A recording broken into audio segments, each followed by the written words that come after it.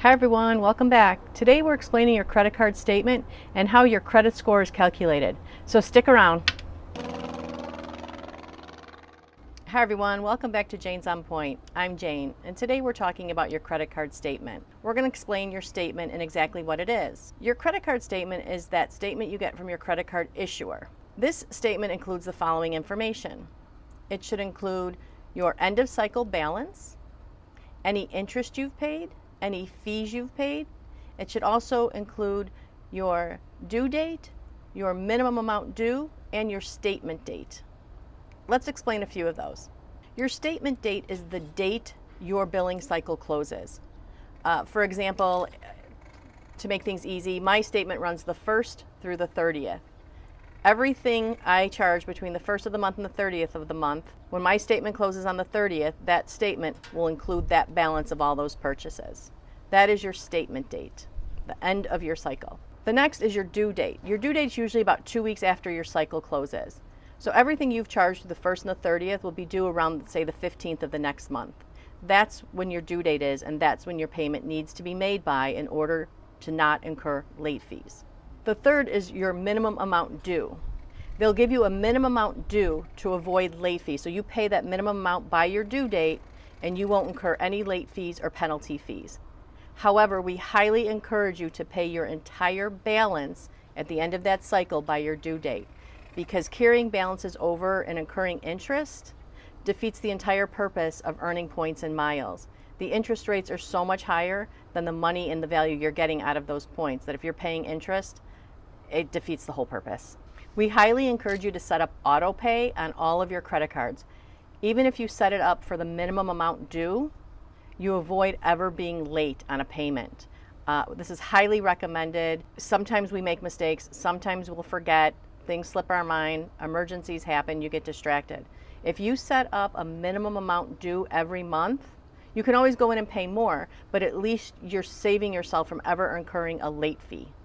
Late fees are notorious for harming our credit score more than anything else. Let's talk a little bit about our credit score. So your credit score is nothing more than a calculation of your credit worthiness and your likelihood to pay back any loans you have on time.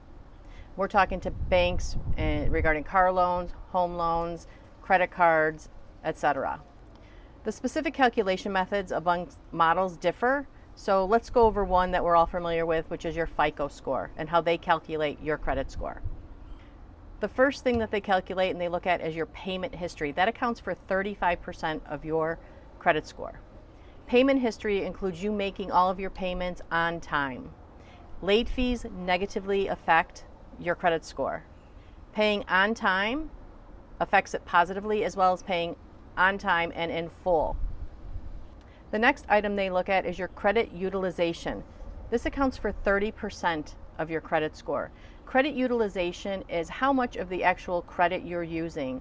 So for example, if you have a $1,000 credit limit, they're looking at how much of that you're using every month. The idea is to stay under 30%. So if you have a $1,000 credit limit, to look good to the credit card evaluators, they want you to stay at 30%. So it's only like $300 a month that you can charge and stay within that realm of the 30% of using your credit or your credit utilization.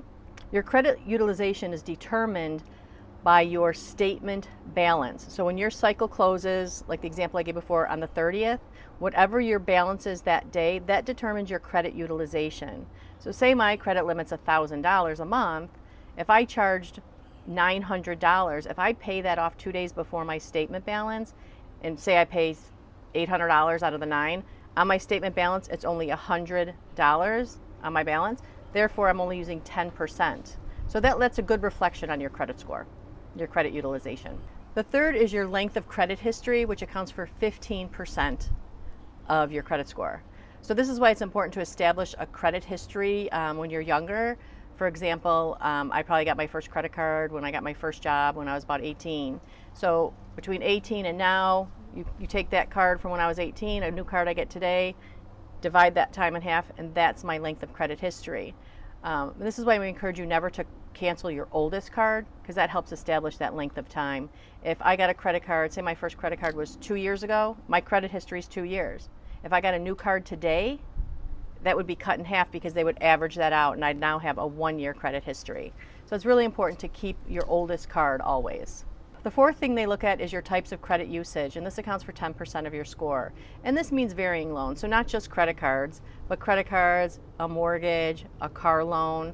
All of these things together show that you have a nice mix of credit usage, so you are favorably affecting your credit score. And the fifth and final thing they look at is new credit. And this is where people get confused, that they think opening up new credit cards will adversely affect their credit score. This only accounts for 10% of your score. So even if I open up a new card, say once a month for the next 3 months, it's only going to be affected about 10%. And you can quickly recover from that in the following months by having a lower utilization of your credit, paying your cards on time and in full, and being responsible.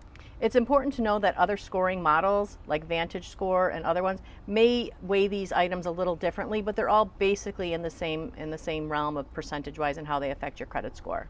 So to maintain a good credit score, I highly advise you to pay everything on time, use smaller amounts of your credit than you actually have available, or paying a little bit off before the due date, so on that end of cycle date you don't have such a large balance, and keep an eye on your credit score and check it every so often for accuracies. I hope you guys found this information helpful. If you did, click like and click subscribe. If you have any questions, let me know down below. Thanks.